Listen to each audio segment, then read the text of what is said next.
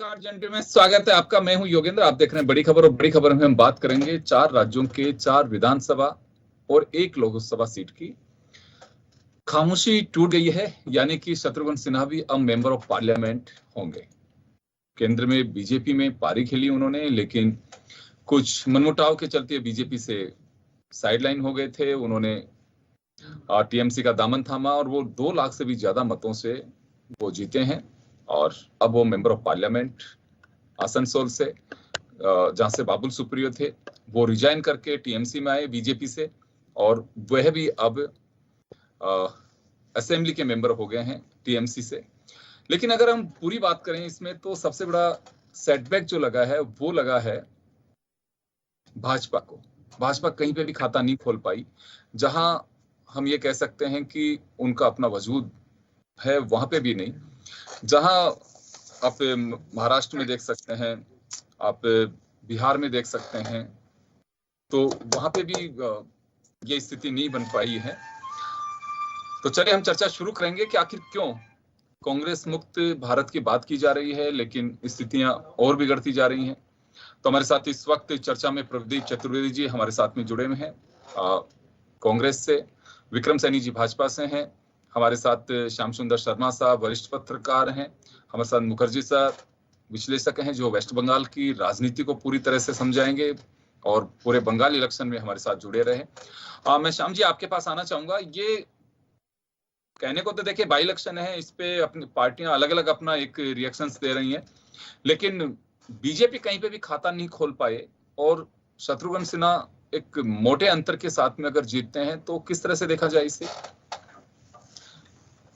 देखिए, जो स्थितियां योगेंद्र जी, जिस प्रकार की राजनीति में आयाराम गयाराम वाला मामला होता है, वो इस चुनाव में ज्यादा देखने को मिला। उपचुनाव में जो बीजेपी के लोग थे बीजेपी को हरा रहे हैं और वही जीत करके आ रहे हैं, और टीएमसी का दामन संभाल रहे हैं। देखिए, सुप्रियो पहले वहीं के थे, बीजेपी में आए, मंत्री बने, और उसके बाद चुनाव लड़े और फिर वापस चले गए और वहीं पहुंच गए ममता जी के पास।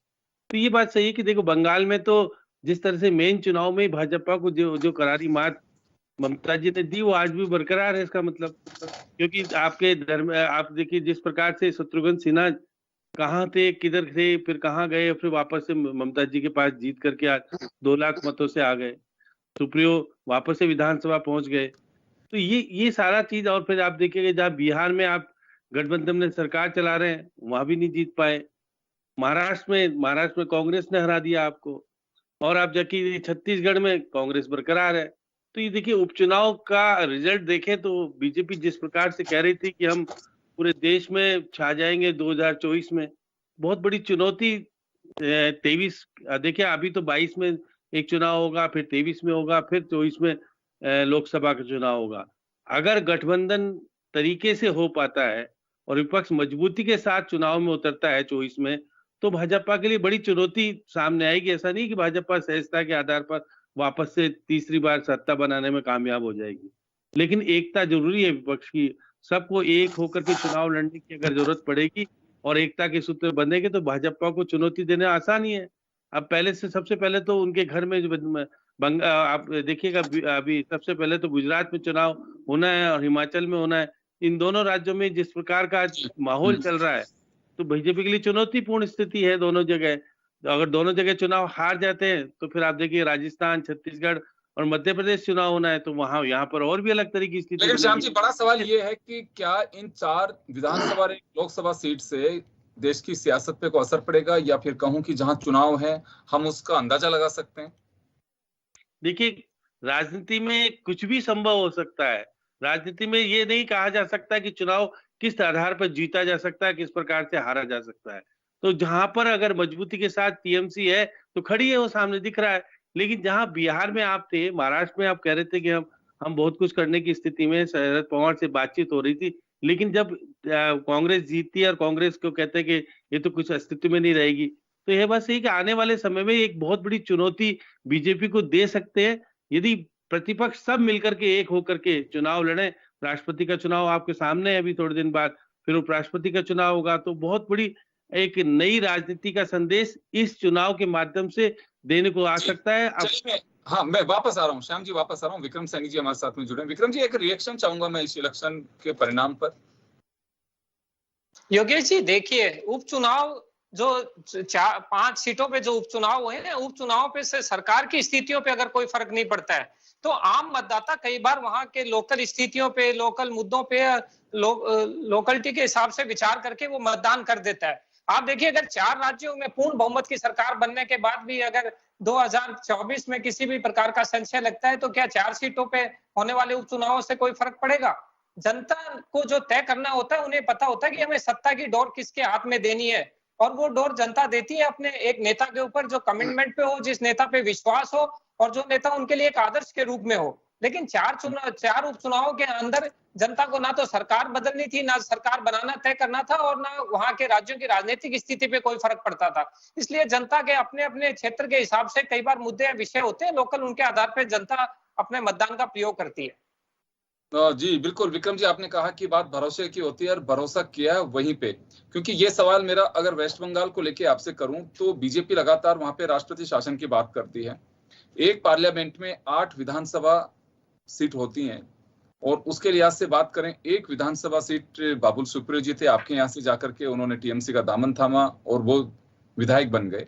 शत्रुघ्न सिन्हा वहां से मंत्री मेंबर ऑफ पार्लियामेंट बन गए। तो क्या एक पॉलिटिकल बयान माना जाए बीजेपी का कि वहां राष्ट्रपति शासन लगाया जाना चाहिए, वहां पे अराजकता फैली हुई है?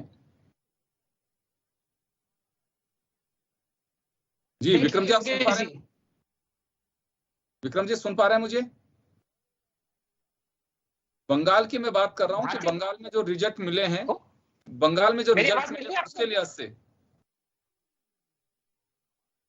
देखिए योगेश जी, 3 सीटों से लेकर भारतीय जनता पार्टी 70 से अधिक सीटें वहां जीतने में पिछले मुख्य चुनाव में कामयाब हुई थी। उस लिहाज से देखेंगे, इस बार मैं फिर वही बात दोहराऊंगा कि जब वहां की जनता को, वहां के आवाम को लग रहा था कि सरकार पे कोई फर्क पड़ना नहीं है, और सरकार ना तो किसी की सरकार बननी है और ना वहां पर जनता को अपने हिसाब से कुछ सुनने के लिए है, तो जनता लोकल मुद्दों के हिसाब से, अपने विचार के हिसाब से वोट डाल देती है।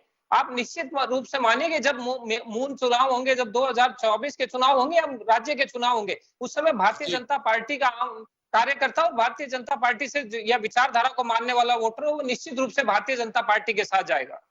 आशीष जी, आपके पास आना चाहूंगा बंगाल को लेकर के। आपने बहुत बारीकी से, उस वक्त कई तरह के सर्वे चल रहे थे, लेकिन आपने कहा था कि ममता बनर्जी जो सोच के चल रही है उतनी सीटें आएंगी। पता नहीं अपना क्या प्रेडिक्शन था, और वहां सटीक भी गया।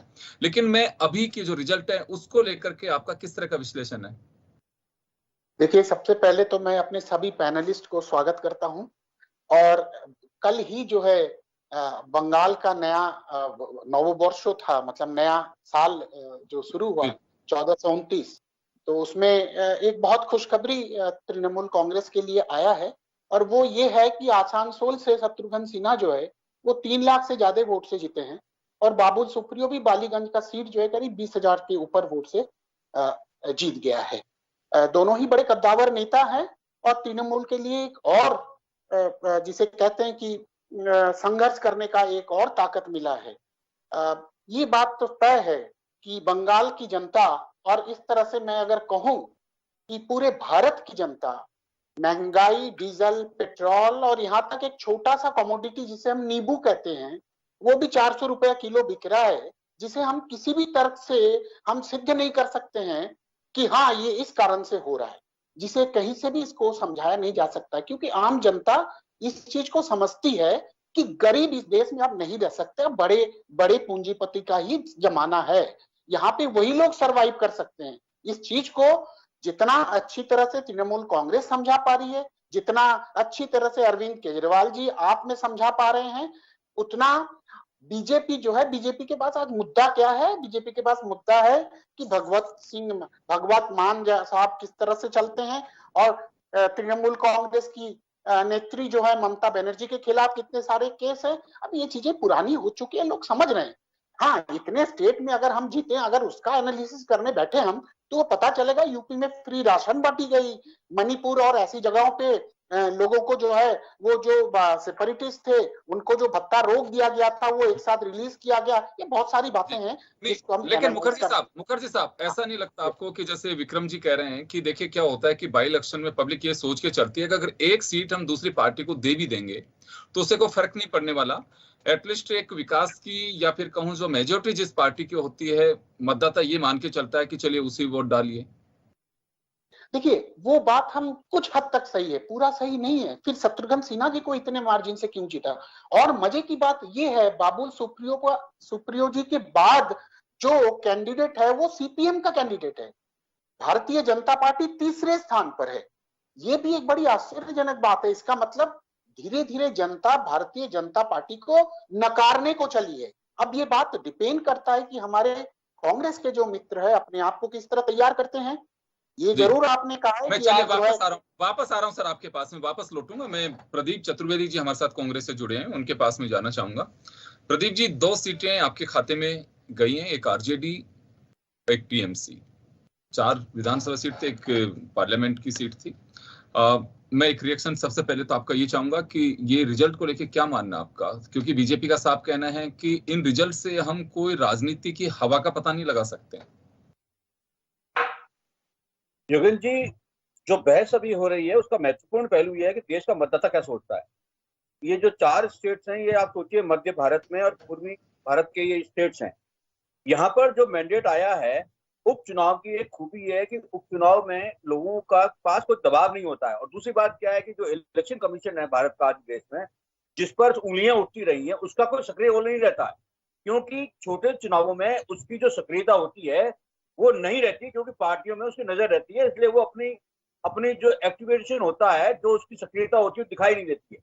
लेकिन देश के चुनाव में सबसे ज्यादा अगर सवाल किसी पर उठते हैं तो देश के इस चुनाव आयोग उठ रहे हैं, क्योंकि चुनाव आयोग ने पूरे चुनाव व्यवस्था को जिस तरीके से सत्ताधारी दल के साथ गठबंधन कर रखा है, उसमें विपक्षी दल जो आज असहाय महसूस कर रहे हैं, जिस तरह की बातें, लेकिन रिजल्ट तो गठबंधन के खिलाफ है। देखिए सवाल जिसे गठबंधन कह रहे हैं, नहीं कह रहा हूं कि मतदाता को हम अंडर एस्टिमेट नहीं कर सकते हैं। मतदाता क्या सोच रहा है ये उपचुनाव बहुत महत्वपूर्ण इसलिए है कि चारों स्टेट्स बड़ी हिंदुस्तान की सबसे बड़ी स्टेट्स हैं और उस पर किसी तरह का बाहरी दबाव नहीं था। उसने अपने मन से, अपनी प्रायोरिटी से, अपनी प्राथमिकता आधार पर वोट किया है। मैं आपसे फिर कहता हूं कि मतदाता का कोई रुख आप निश्चित तौर पर नहीं छोड़ सकते। और मैं आपसे फिर कहता हूं कि अगले चुनावों में ये महंगाई, बेरोजगारी के जो मुद्दे हैं, स्वास्थ्य, शिक्षा के जो मुद्दे हैं, ये आप मतदाता के जहन में हैं। आप कितना ही ध्रुवीकरण कर लें, आप सांप्रदायिक विभिन्न कितना ही कर लें, लेकिन जब वो ठंडे दिमाग से मतदाता सोचेगा तो अच्छों को ठिकाने ऐसे लगता है। और मैं आपसे फिर कहता हूं कि चुनाव पूर्व ये एक सूचना है, संकेत है कि मतदाता अपनी प्राथमिकताओं को भी ध्यान में रखते हुए वोट कर रहा है। ये सबसे बड़ी बात है। और मैं आपसे फिर कहता हूं मतदाता देश का भविष्य फिर बनाएगा, और मैं आपको कहता हूं बदलाव का संकेत दे रहा है ये चुनाव। जी विक्रम जी, आपके पास आना चाहूंगा। पहले तो आप कुछ कहना चाह रहे हैं, और दूसरा कांग्रेस का दावा है कि ये बदलाव का रुख लोग बना रहे हैं, ये उसके संकेत हैं। नहीं, बदलाव का रुख तो 2014 से पहले ही जनता ने बना लिया था योगेश जी। पूरे हिंदुस्तान ने उस बदलाव के रुख को देखा है। अभी हमारे कांग्रेस के मित्र जो बोल रहे थे, आप देखिए 5 राज्यों के जब चुनाव हुए थे तो कांग्रेस की स्थिति कहां थी। कांग्रेस जनता की नब्ज को नहीं पहचानना चाहती है, कांग्रेस हिंदुस्तान की जनता को नहीं जानना चाहती है, और सच्चाई के पास बिल्कुल नहीं आना चाह रही है। इनको ये बात समझना होगा। कभी आप मीडिया के ऊपर आरोप लगाते हैं, कभी चुनाव आयोग के ऊपर आरोप लगाते हैं, कभी ईवीएम मशीन के ऊपर आरोप लगाते हैं। आपको ये देखना होगा कि यूपी जैसी जगह में 400 सीटों पे आपकी जमानत जब्त हो जाती है। पंजाब में आपका क्या असर हुआ, उत्तराखंड में क्या हुआ, गोवा में क्या हुआ। तो इनको चिंता इन बातों की करने की आवश्यकता है। 4 उपचुनाव को परिणामों को लेकर इतने उत्साहित होने की कांग्रेस को कहीं भी आवश्यकता नहीं है। और अगर विजय की बात की जाए तो कांग्रेस के हिस्से में क्या है, इनको ये अध्ययन करना चाहिए। कांग्रेस पार्टी जब तक आरोप प्रत्यारोप की राजनीति को छोड़कर अपने संगठन को, अपने धरातल को देखना होगा। माननीय नरेंद्र मोदी जी के नेतृत्व में देश की जनता को जितना विश्वास है और देश जितने सतर्क और मजबूती से आगे बढ़ रहा है, जनता को उस पर विश्वास है, और उसी के तहत जनता ने सरकारें बनाने के लिए मतदान किया था। आप देखिए कि जहां पर भी चुनाव हुए, 4 राज्यों के अंदर चुनावों को रिपीट करना एक बहुत बड़ी बात होती है। चुनाव में मतदाता का रुझान उस सरकार के प्रति विश्वसनीयता और बढ़ा देता है जब किसी सरकार के लिए वो दोबारा मतदान करता है।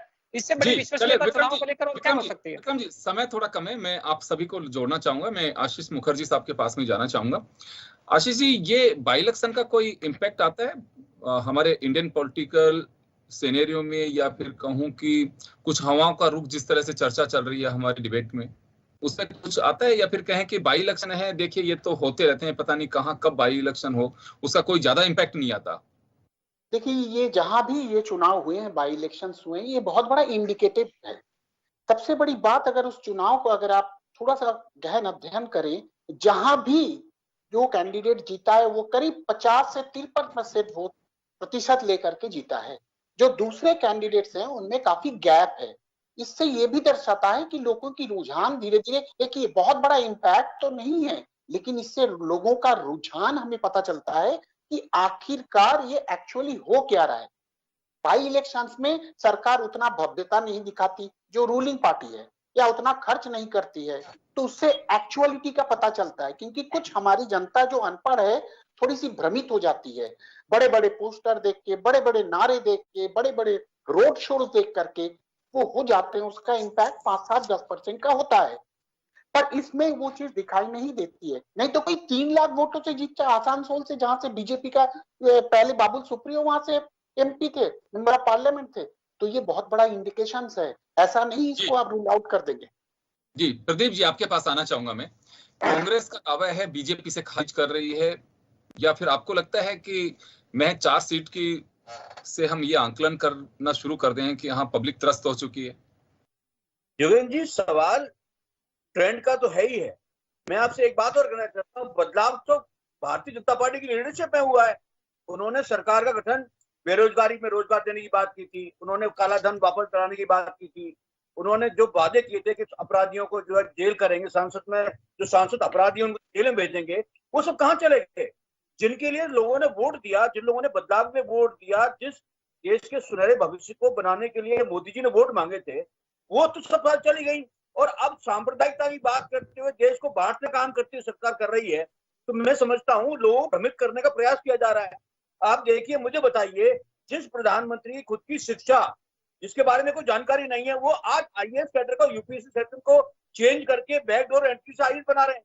ये किस तरह का सिस्टम है? इस देश में यूपीएससी का 75 साल से सिस्टम चल रहा था, उसमें एक आदमी जो क्वालिफाइड, जो डाउटफुल पर्सनैलिटी है, वो आदमी आईएएस की एंट्री कर रहा है बिना एग्जाम लिए। आज लोकसभा की पुत्री जो है वो आईएएस बना दी गई है। तो मैं कहता हूं आपसे, किस तरह खिलवाड़ कर रहे हैं देश के साथ। अगर देश का भविष्य बनाना है तो जी चले, समय कम है, चलते चलते कि आखिरी सवाल मेरा श्याम जी से होगा। श्याम जी, हम ये अंदाजा लगा सकते हैं कि 1 लोकसभा और 4 विधानसभा सीट की वजह से देश की राजनीति पे कोई बहुत बड़ा असर पड़ेगा? निश्चित रूप से देखिए, चुनाव चर्चा करने के लिए जिन्हें सेटबैक लगा है या जो जीते हैं वो चर्चा करनी चाहिए कि हमें कहां तो बेनिफिट मिला और क्यों हम लूज कर पाए। ये तो बात सही है, चिंतन होना चाहिए। लेकिन हम ये कह सकते हैं कि देश की राजनीति का अभी से अंदाजा लगा सकते हैं। देखिए योगेंद्र जी, यदि 125 दिन और 5 राज्यों के चुनाव होते तो न तो पेट्रोल बढ़ता है न डीजल बढ़ता है। तो अगर आप अगर उस वक्त बढ़ाया गया होता तो उसका फर्क वहां 5 राज्यों में देखने को मिलता। क्योंकि अब आपने जब बढ़ा दिया तो 4 राज्यों में चाहे भले कम सीटों पे चुनाव हुआ है, लेकिन उस जनता ने तो देख लिया ना कि ये चुनाव में क्या कहते हैं और अब क्या कहते हैं। उसका निश्चित रूप से हवा का रुख देखने को मिलता है। और जहां आप ही के लोग थे, आपको छोड़ करके छिटक के वापस चले गए, तो इसका मतलब बीजेपी में कोई कमी होगी। जो आपने मंत्री बनाया था जिसे, और जो सब कुछ और फिर आप ही से लड़े और फिर जाकर के आप वहां आप ही की सीट पर आपको हरा रहे 3 लाख से। तो एक बड़ी चुनौती तो है बीजेपी के सामने, क्योंकि आपने ऐसे लोगों को इकट्ठे कर करके चारों तरफ से जीतने वाले को इकट्ठा करो और लड़ा लो चुनाव, और हम तो जीत गए। ये एक जो ट्रेंड चल गया है, इसको रोकने की जरूरत है। और प्रतिपक्ष को एकता के सूत्र में बंधने का जरूरत है। ये महसूस करा देंगे, अगर एकता में नहीं बंधे तो बीजेपी उसका फायदा उठाएगी। तो चलिए, मैं माफी चाहूंगा सर, समय का दो संकेत दिए हैं। बीजेपी इस बात को लेकर के चिंतन करेगी कि अब वास्तव में महंगाई जो बढ़ रही है और जो बीजेपी को दिखाई नहीं दे रही है, बीजेपी उस पर लॉजिक देती है। कहीं ऐसा तो नहीं है कि जनता का जो गुब्बारा है वो बाहर निकलने लग गया है? और दूसरी तरफ कांग्रेस को भी ये चिंतन करना होगा, साथ ही विपक्षी दलों को, क्या वास्तव में यूनिटी के साथ में चुनाव लड़ करके बीजेपी को मात दी जा सकती है। बेशक 4 विधानसभा और 1 लोकसभा सीट का रिजल्ट देश की राजनीति को प्रभावित नहीं कर सकता, लेकिन चर्चा और मंथन के लिए मजबूर जरूर कर सकता है। बहुत बहुत शुक्रिया तमाम अतिथियों का। बड़ी खबर में इतना ही, दीजिए इजाजत, नमस्कार।